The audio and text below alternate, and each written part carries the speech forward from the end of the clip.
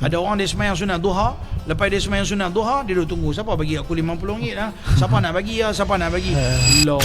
Yang ketiganya solat. Dalam surah Taha ayat 132, Allah Subhanahu wa taala berfirman, suruhlah ahli rumah kamu, anak isteri kita di keluarga kita ni untuk semayang. Dan hendaklah kamu sabar dalam nak melaksanakan ibadat solat ni. Susah Akmal kalau nak semayang ni, memang macam-macam cabaran. Dia anak-anak pula kita nak suruh, kadang-kadang tension kat kita. Hak kita nak semayang pun macam-macam cabaran, nak suruh anak-anak lagi macam-macam cabaran. Kan macam-macam dengan aktiviti depa. Kalau ada anak 5-6 orang, suruh hak ni lari sini, suruh hak ni lari sini. Macam-macam mencari alasan kan. Jadi memang kita kena disiplin kan, dan akhirnya suruh mereka semayang. Kerana Tuhan kata apa? Kami tak minta rezeki kepada kamu, tapi kami yang bagi rezeki.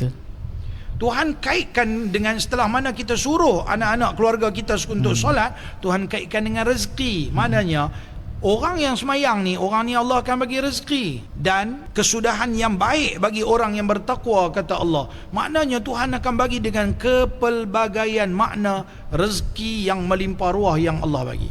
Dengan tadi kita bahas tadi, rezeki ada macam-macam. Ada rezeki zahir, ada rezeki batin, ada rezeki akhirat. Macam-macam. Ada rezeki yang dapat dicapai dengan dapat dilihat, ada rezeki yang dapat dirasai sahaja. Ada macam-macam jenis rezeki. Jadi kalau kita tak boleh kata rezeki tu kena dapat duit dia.